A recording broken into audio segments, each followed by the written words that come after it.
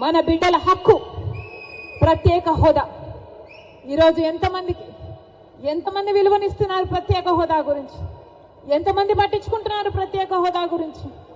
అసలు ప్రత్యేక హోదా మన రాష్ట్రానికి వచ్చునుంటే ఈ పాటికి ఎక్కడుండును మన రాష్ట్రం? 15 లక్షల కోట్ల రూపాయలు విలువ చేసే ప్రత్యేక హోదా వచ్చుంటే మన పోలవరం మనం కట్టుకోలేమా? మన రాజధాని మనం కట్టుకోలేమా? ఎంత మేలు జరిగింది మన బిడ్డలకు. ఏ రాష్ట్రానికన్నా మన రాష్ట్రం ఎందుకు తక్కువ ఉండాలి?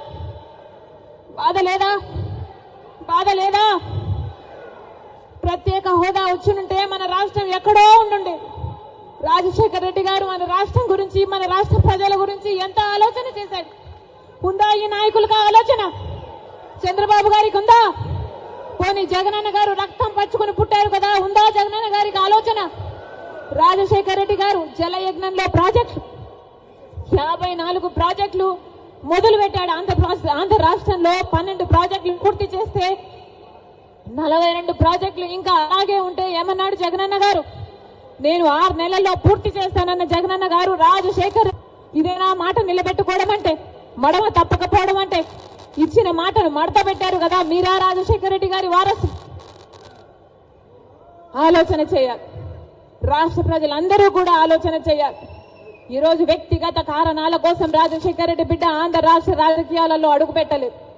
వ్యక్తిగత రాజకీయాల కోసమే అయితే, వ్యక్తిగత కారణాల కోసమైతే రాజశేఖర రెడ్డి బిడ్డ 2019లోనే ఆంధ్ర రాష్ట్రంలో అడుగు పెట్టాల్సి ఉంది.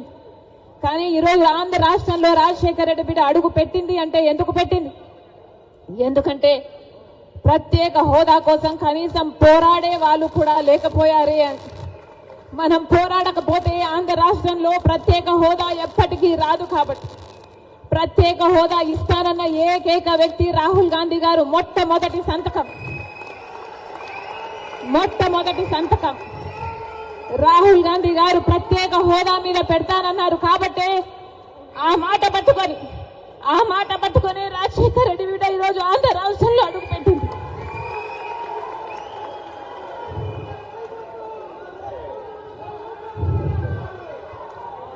ప్రత్యేక హోదా లేకపోతే ఆంధ్ర రాష్ట్రానికి భవిష్యత్తే లేదు. ప్రత్యేక హోదా లేకపోతే ఆంధ్ర రాష్ట్రం అభివృద్ధి చెందదు అని 10 సంవత్సరాలుగా చూసామా లేదా? మరి ప్రత్యేక హోదా మనకు లేకపోతే, ఆంధ్ర రాష్ట్రం జరగకపోతే మన బిడ్డలు ఎలా బతకాలి? ఆంధ్ర రాష్ట్రం